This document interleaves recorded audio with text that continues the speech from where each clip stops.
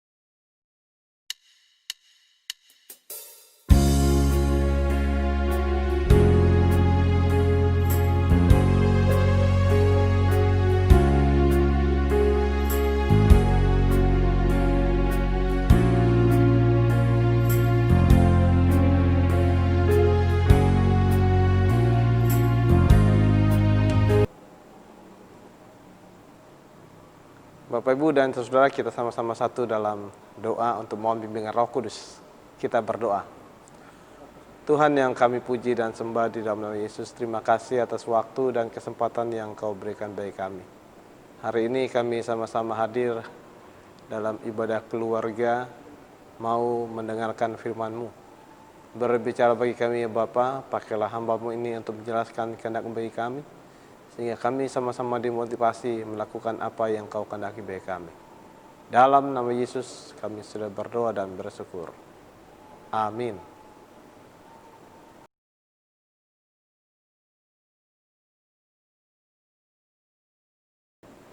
Bapak, Ibu, dan saudara, mari sama-sama kita persiapkan Alkitab kita. Kita akan sama-sama membuka Alkitab kita dari kitab Perjanjian Lama, kitab Hakim-Hakim 7, ayatnya yang ke-15 sampai yang ke-25. Hakim-Hakim 7, ayat 15 sampai 25.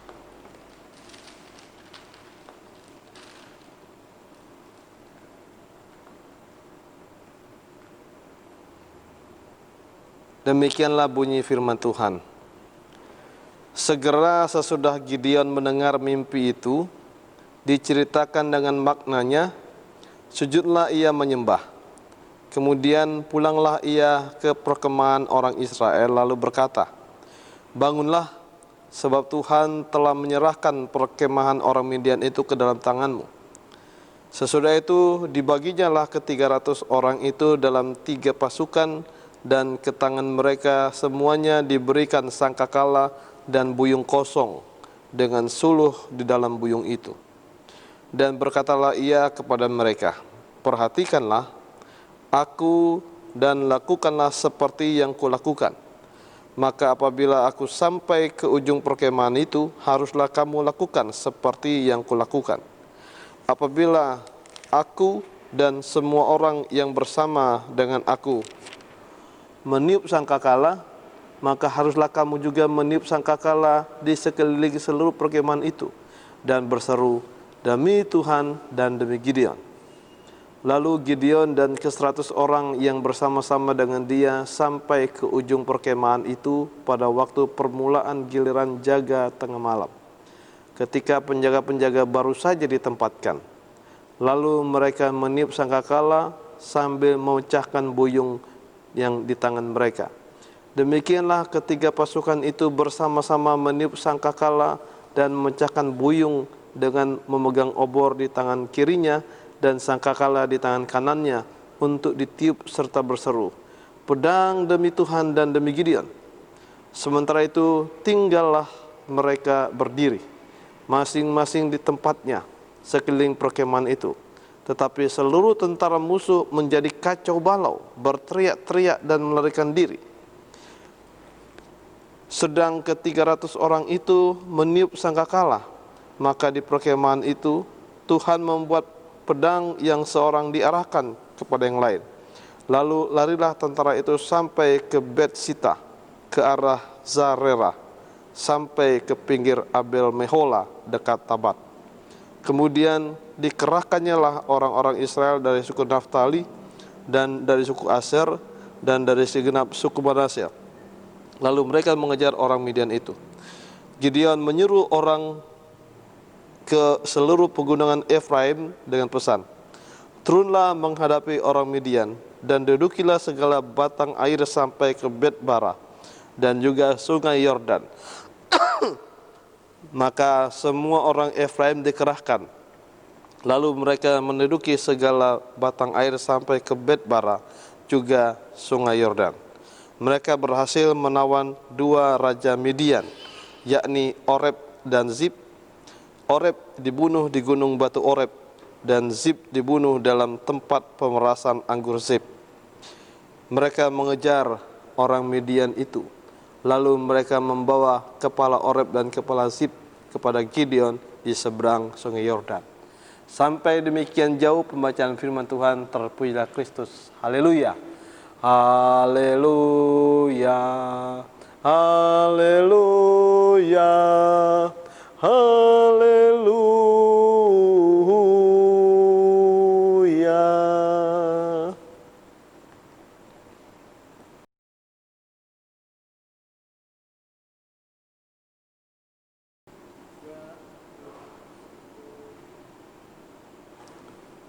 Selamat malam Bapak Ibu dan Saudara, apa kabar? Saya harap kita semua dalam situasi baik.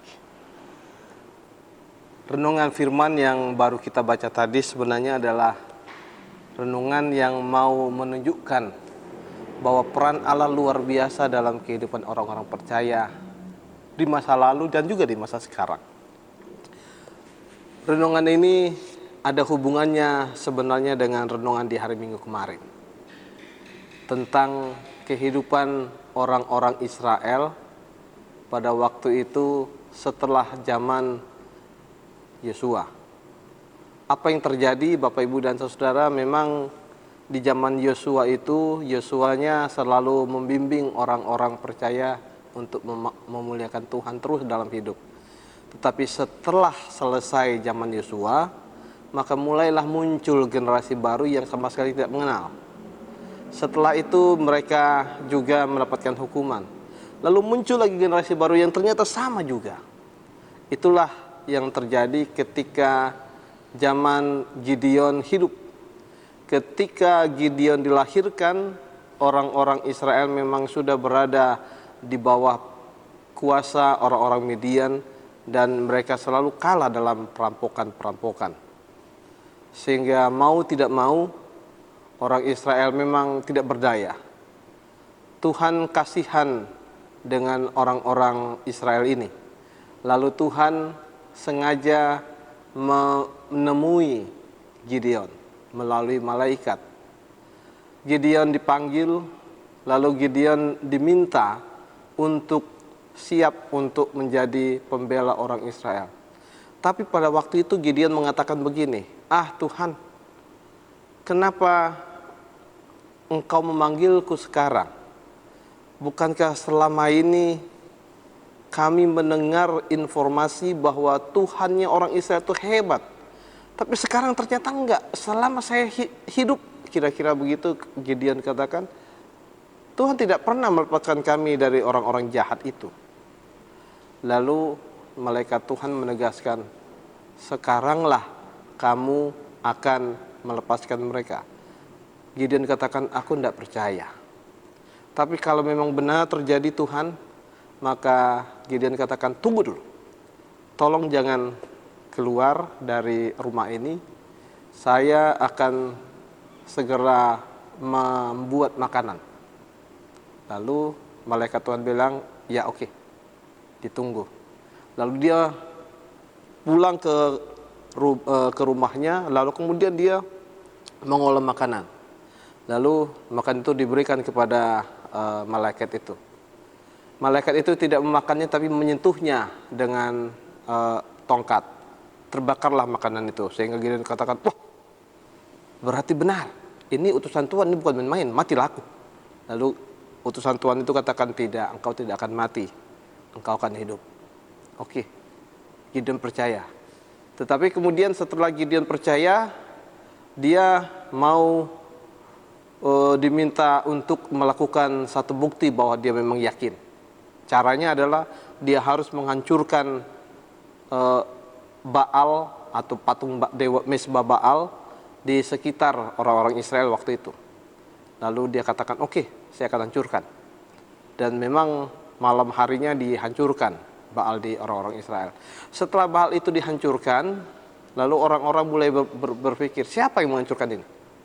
Orang-orang Islam mengatakan, seharusnya yang menghancurkan ini harusnya kita bunuh. Tapi kemudian ayahnya dari Gideon katakan, jangan dibunuh. Kalau memang Baal itu Tuhan, biarlah dia membela diri. Akhirnya Gideon disebut Yerubbaal, karena diharapkan Gideon dibunuh oleh Yerubbaal secara tersendiri, bukan dibantu. Tapi ternyata Gideon tetap berada dalam situasi yang baik. Nah, dengan keyakinan tadi, maka Tuhan mengatakan Gideon siap-siap untuk melakukan peperangan. Tapi Gideon masih belum yakin rupanya. Jadi ini pula yang kita lihat, Gideon ingin memeriksa dirinya sendiri apakah benar dia diutus Tuhan atau tidak. Dia katakan begini, Tuhan, saya akan menyiapkan semacam bulu domba. Bulu domba itu akan saya bentangkan di tempat pengirikan. Saya berharap bulu domba itu basah dan kemudian tanah sekitarnya kering. Kalau saya peras ternyata itu basah, berarti Tuhan memang mengutusku. Ternyata betul. Besok paginya bulu domba itu basah dan daerah sekitarnya kering. Lalu kemudian Gideon katakan, ya memang Tuhan sudah mengutusku. Tapi masih ada lagi satu Tuhan katanya. Ada apa Tuhan katakan Gideon? Gideon katakan begini, Tuhan, bagaimana kalau terbalik? Maksudmu? Besok pagi saya kembali membentangkan bulu domba ini, tapi bulu domba ini tidak basah, kering. Sementara tanah di sekitarnya basah. Bisakah Tuhan besok kau lihat? Besoknya ternyata betul juga. Jadi apa yang dikatakan Gideon. Lalu Gideon mulai percaya. Oke, kalau gitu saya siap percaya. Nah, itulah yang mulai kita baca. Gideon akhirnya mulai percaya dan mempersiapkan 30.000 orang untuk berperang. Lalu Tuhan katakan begini, Gideon, jumlahnya terlalu banyak. Loh, kok bisa begitu? Yang kita lawan ini ratusan ribu orang. Ini kan 30.000, masih sedikit. Saya bilang masih banyak, Gideon. Lalu apa yang mau dilakukan Tuhan? Lalu tanyakan dengan 30.000 orang itu. Siapa yang takut pulang ke rumah? Oke lah. Lalu Gideon tanya dengan 30.000 orang itu. Siapa yang takut, yang tidak bisa berperang, pulang. Ternyata pulang. Yang pulang berapa? Yang pulang 20.000 orang. Lah, Gideon mulai berpikir-pikir. Dengan 10.000 orang. Waduh, ini repot. Lalu Tuhan bilang, Gideon, ya Tuhan, 10.000 orang masih terlalu banyak. Loh, lalu sekarang gini, suruh mereka minum semua. Maksudnya gimana? Suruh mereka minum. Oke lah Tuhan, disuruh mereka minum. Lalu semua Gideon dibilang, lihat siapa yang minum seperti anjing, langsung dengan jilat lidahnya, atau lihat juga orang yang minum dengan mengantar tangannya, mengambil dengan tangannya. Lalu hitung itu, dihitung.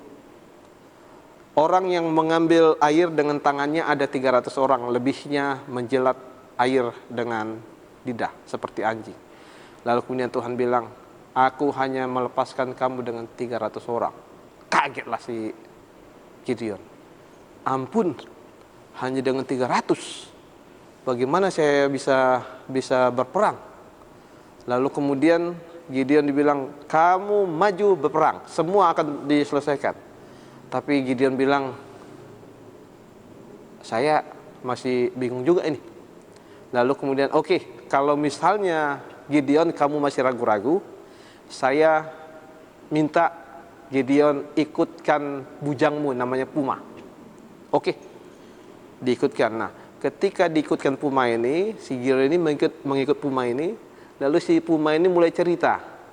Rupanya ada cerita-cerita yang menjelaskan bahwa Tuhan berkuasa dan Tuhan akan melepaskan orang-orang Israel dari ancaman. Di situ mulai Gideon bangkit lagi.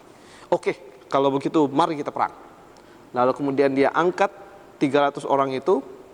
Lalu kemudian 300 orang itu dia bagi menjadi 3 bagian. Mereka langsung masuk ke perkemahan. Lalu kemudian di perkemahan itu tugas mereka hanya 2. Tiup sangkakala dan kemudian pecahkan buyung. Hanya itu. Setelah itu mereka berdiri tegak kayak tiang mati atau kayak tiang awan yang tidak bergerak. Hanya tugasnya hanya hanya tiup sangkakala, pecahkan buyung, dan itu di antara ratusan ribu musuhnya. Itu dilakukan, sementara itu dilakukan, pasukan lawan atau pasukan musuh kacau balau, saling bunuh dan kemudian lari. Nah, dari peristiwa itu Bapak Ibu dan Saudara, ada beberapa hal yang kita perlu perhatikan. Pertama begini, Tuhan menyerahkan orang-orang Israel ke Midian itu, ke orang-orang Midian itu, karena mereka berbuat jahat atau mereka menyembah berhala. Lalu kemudian itulah sebabnya kenapa Gideon diminta untuk menghancurkan Baal di perkemahan Israel. Setelah itu hancur, maka kemudian Tuhan katakan, Gideon, engkau silahkan melakukan tugasmu. Tetapi perhatikan Bapak Ibu dan Saudara, menurut teks Alkitab, Gideon tadinya tidak percaya. Lalu kemudian diberitahu oleh malaikat, akhirnya ia percaya. Tetapi setelah dia percaya, dia masih lagi untuk mencari tanda. Tuhan, benarkah aku ini diutus? Sehingga ia meminta supaya Tuhan memberikan penjelasan tentang bulu domba yang basah dan kering itu. Sudah diyakinkan, akhirnya Gideon tahu juga bahwa benar bahwa dia diutus. Sudah yakin akan utusan itu. Tetapi setelah Tuhan mengurangi orang-orangnya dari 30.000 menjadi 300, berarti sekitar 1%. Jadi 30.000 menjadi 300 itu kan 1%. Dikurangi Tuhan, dia mulai berpikir, benar nggak ini? Katakanlah Bapak Ibu, kita mau berangkat ke luar negeri, dikasih oleh pemerintah misalnya sekitar 10 juta. Lalu kemudian Tuhan bilang terlalu besar. Jadi yang kamu harus bawa cuma 1 juta. Pusing nggak? Ya jelas pusing lah. Harusnya kita dapat 10 juta, tapi Tuhan bilang enggak, terlalu besar. Cukup 1 juta aja. Pusing kan? Ya seperti itulah Gideon. Bisa bayangkan Bapak Ibu dan Saudara, pusingnya kayak apa tuh Gideon? Tapi kemudian Tuhan katakan, oke, Gideon, kalau kamu masih merasa ragu-ragu, bawalah bujangmu atau pembantumu namanya Pua. Bawa, karena pada engkau nanti akan mendapatkan informasi siapa sebenarnya yang akan berperang. Ketika dia pergi, Pua ini memberikan informasi karena ada informasi, dan kemudian ada percakapan. Akhirnya Gideon kuat dan Gideon tahu bahwa memang Tuhan menyertai dia. Ini memberikan penjelasan bagi kita begini Bapak Ibu dan Saudara, bahwa Tuhan itu punya cara tertentu untuk menyelamatkan umatnya dari berbagai macam permasalahan. Masalah kita mungkin bisa sama, tetapi cara Tuhan kepada satu orang dan kepada orang lain berbeda. Itu yang harus dipahami, sehingga kita sama-sama mengerti bahwa Tuhan memang punya karakteristik yang berbeda. Dia bisa menyelamatkan orang dengan cara A, tetapi dia bisa menyelamatkan orang lain dengan cara B. Itu mau-maunya Tuhan. Tetapi jelas itu semua adalah hak Tuhan. Jadi kita tidak bisa memastikan kalau orang ini melakukan hal ini, cara Tuhan begini, maka ketika kita diselamatkan orang lain, diselamatkan Tuhan di tempat lain, caranya pun sama, belum tentu. Itu kan hak prerogatifnya Tuhan. Jadi Tuhan bisa menolong orang dalam berbagai macam cara. Itu yang kita bisa pahami dari teks ini. Yang kedua yang bisa kita pahami adalah bahwa orang yang diperintah Tuhan memang benar-benar harus percaya. Kalau tidak percaya, Tuhan juga tidak akan menolong.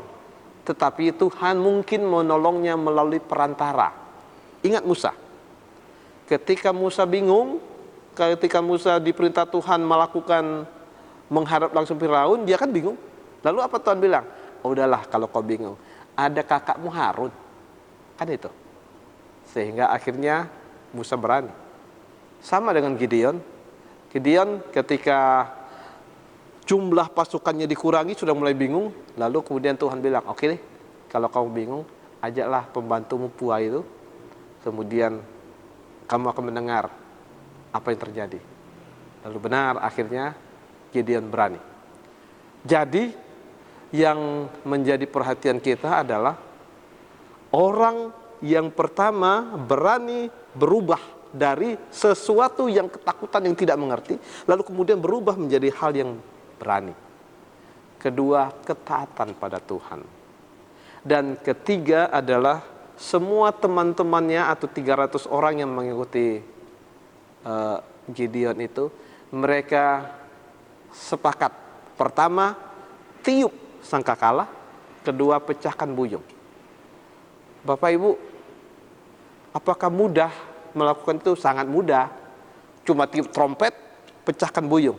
Tapi ingat Bapak Ibu dan Saudara, ini sangat berbahaya. Kenapa? Mereka harus berdiri di sekitar 150.000 prajurit yang pada waktu itu sedang bengong-bengong. Dan mereka harus mencuri pelan-pelan ke di antara 150.000 prajurit itu. Lalu kemudian mereka meniup dan kemudian mereka pecahkan buyung dan diam seperti patung. Mudahkah itu Bapak Ibu? Tidak. Itu mental keberanian dibutuhkan. Sebab ketika mereka lari lorong sana sini, bunuh-bunuhan begitu, kita harus tetap berdiri seperti patung. Ini juga hal yang hati-hati. Artinya Bapak Ibu dan Saudara, tidak mudah mengikuti perintah Tuhan. Tetapi kalau kita mau bekerja sama, kalau kita mau sama-sama melakukannya dengan serius dan sungguh-sungguh, tidak ada yang tidak berhasil. Semua pasti berhasil. Oleh karena itu, kita harus sepakat. Kalau Gideon dengan pasukannya, dia siap untuk menjadi orang yang melakukan firman Tuhan. Mari Bapak Ibu dan Saudara, anggap saja kita sama-sama pasukan Gideon, sama-sama kita satu gerak. Apa satu geraknya? Ya, kalau dibilang ikuti protokol kesehatan, ya ikutilah dengan baik. Jangan dilawan sono sini, akhirnya nanti apa? Gereja kita yang tidak bisa lagi dibuka-buka gara-gara kita sendiri. Jadi tolong ikuti segala sesuatu yang sudah diatur dengan baik, karena kami juga, ya, kalau dikatakan apakah senang dengan jumlah jemaat yang hanya sedikit, ya tentu tidak ada yang senang itu. Bapak Ibu bisa baca di YouTube, ada seorang pastor yang bernyanyi, wah dia menangis ketika belum COVID, yang hadir di gerejanya itu bisa 50 bahkan sampai 300 orang per minggu, bahkan lebih dari situ. Ketika mulai ini normal ini, yang datang ya paling tinggi cuma 50 orang, atau malah enggak pernah ada yang datang. Kasihan tuh, nangis dia. Bapak Ibu bisa bayangkan, semua gereja dengan kondisi sekarang menangis, tapi kita tidak berhenti gara-gara nangis. Kita tetap berusaha. Oleh karena itu Bapak Ibu, kalau pasukan Gideon bisa taat, dia bisa taat hampir dalam situasi yang sangat menegangkan. Kita tidak diperlukan taat dalam situasi yang menegangkan. Kita hanya diminta taat mengikuti aturan yang sudah ada. Sudahlah, ikuti itu dengan baik. Yang penting kalau kita mengikutinya dengan baik, maka pastilah kita juga akan selamat. Biar itu menjadi kesaksian dan kita lakukan dalam hidup hari demi hari. Terpujilah Kristus. Amin.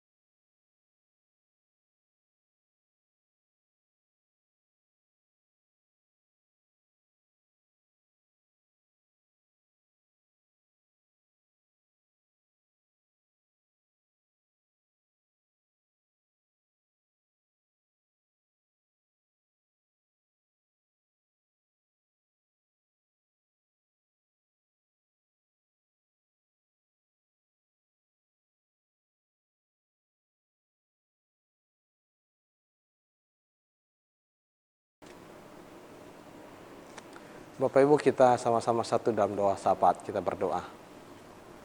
Tuhan yang kami puji dan sembah di dalam nama Yesus, terima kasih atas waktu dan kesempatan yang Tuhan berikan bagi kami.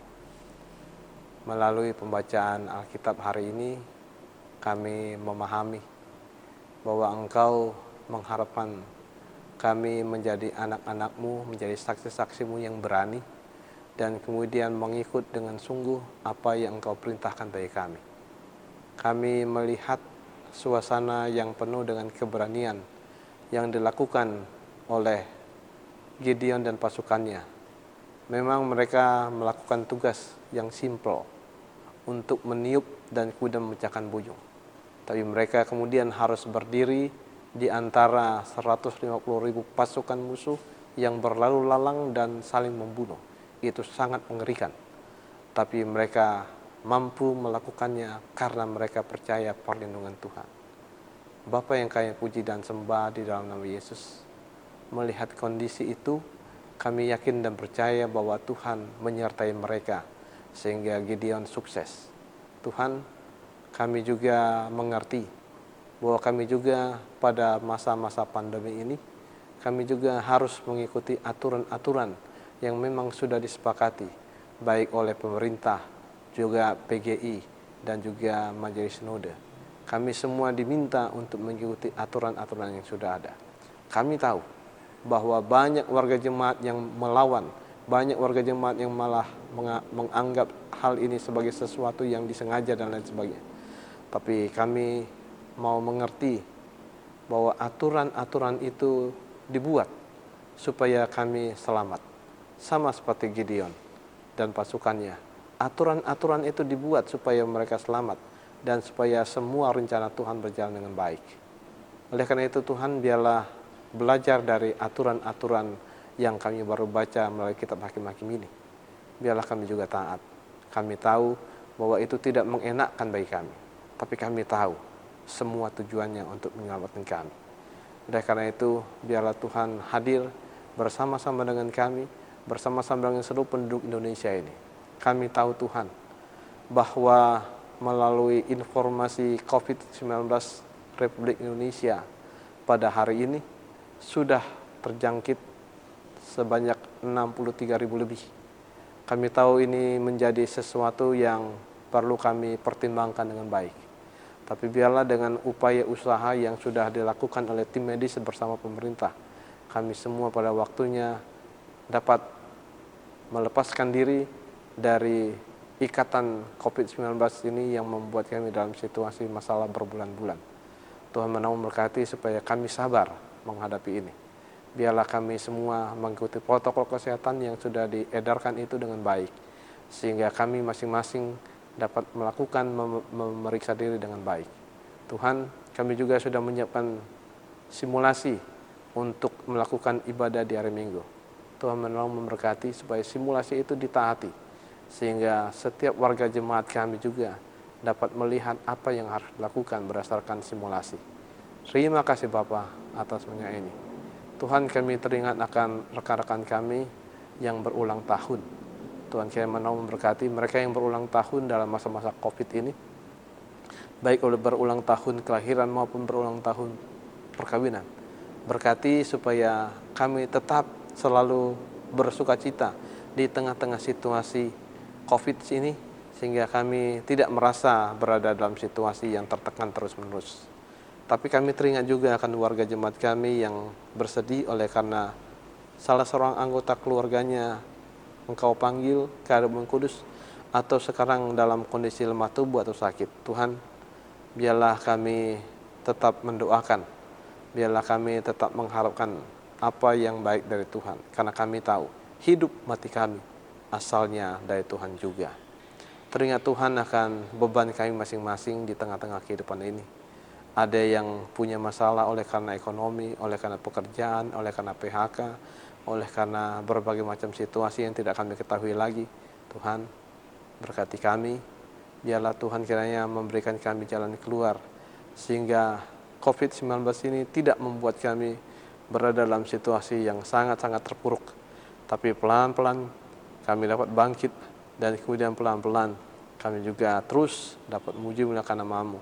Karena kami yakin dan percaya Engkau melindungi kami, terbukti Engkau masih melindungi kami, sehingga hari ini kami dapat bersama-sama memuji muliakan nama-Mu dalam ibadah live streaming ini. Bapa yang kami puji dan sembah di dalam Yesus, kami teringat juga rekan-rekan kami lainnya dalam semua kesibukan masing-masing. Tuhan, berkati mereka di tengah-tengah situasi kondisi yang mereka lakukan. Ketika mereka bekerja, ketika mereka melakukan kesibukan baik di kantor maupun di lapangan, biarlah itu semua dapat berjalan dengan baik, dan semua mereka yang bekerja, rekan-rekan kami yang bekerja, keluarga kami yang bekerja, mereka dapat terus untuk bertahan dan kemudian mengendalikan diri. Terima kasih Bapa atas semuanya ini. Hanya di dalam nama Tuhan Yesus yang telah mengajar kami berdoa bersama.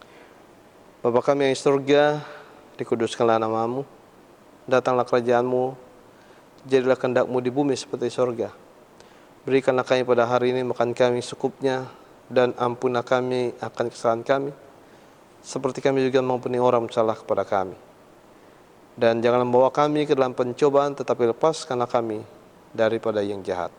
Karena Engkaulah yang empunya kerajaan dan kuasa dan kemuliaan sampai selama-lamanya. Amin.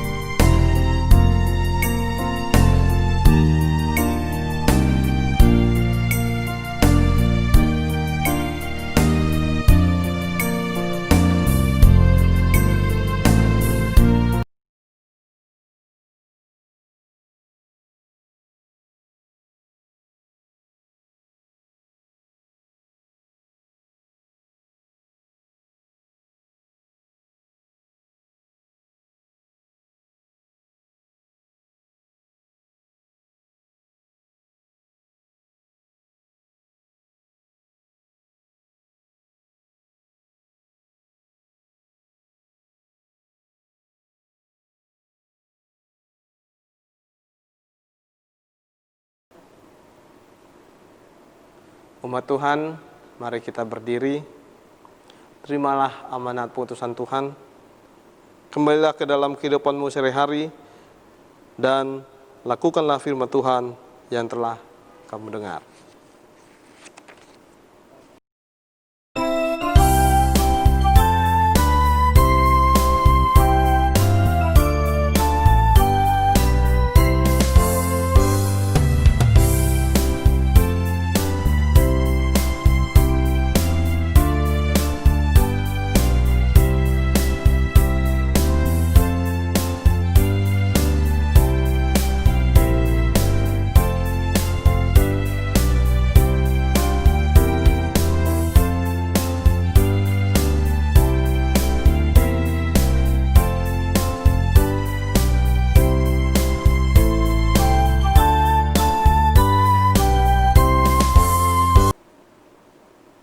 Bapak, Ibu, dan saudara, arahkanlah hati dan pikir pada Tuhan, serta terimalah berkat-Nya.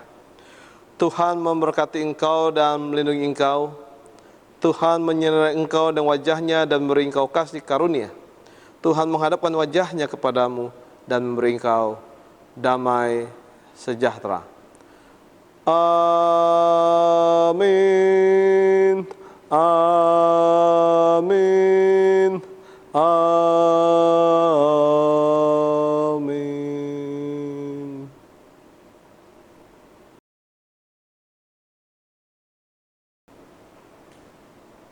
Bapak, Ibu, dan saudara, ibadah keluarga kita sudah berakhir, kita tutup. Tetapi Bapak Ibu, saya ingin mengingatkan kita tentang hari Minggu, ibadah hari Minggu nanti. Pada ibadah hari Minggu nanti, masing-masing kita tetap mengikuti protokol kesehatan. Pertama, mencuci tangan. Kedua, kita juga memakai masker. Ketiga, memakai face shield itu. Lalu akan disiapkan juga tentang live streaming. Jadi kita tidak diharuskan mengikuti live streaming. Apabila kita memang sehat, masih boleh datang. Tetapi kalau tidak sehat, masih disiapkan. Artinya kita semua mempersiapkan untuk warga jemaat supaya kerinduan kita untuk beribadah, baik datang ke gereja maupun tinggal di rumah, semuanya terlayani dengan baik. Biar itu menjadi hal yang baik bagi kita. Tuhan memberkati. Amin.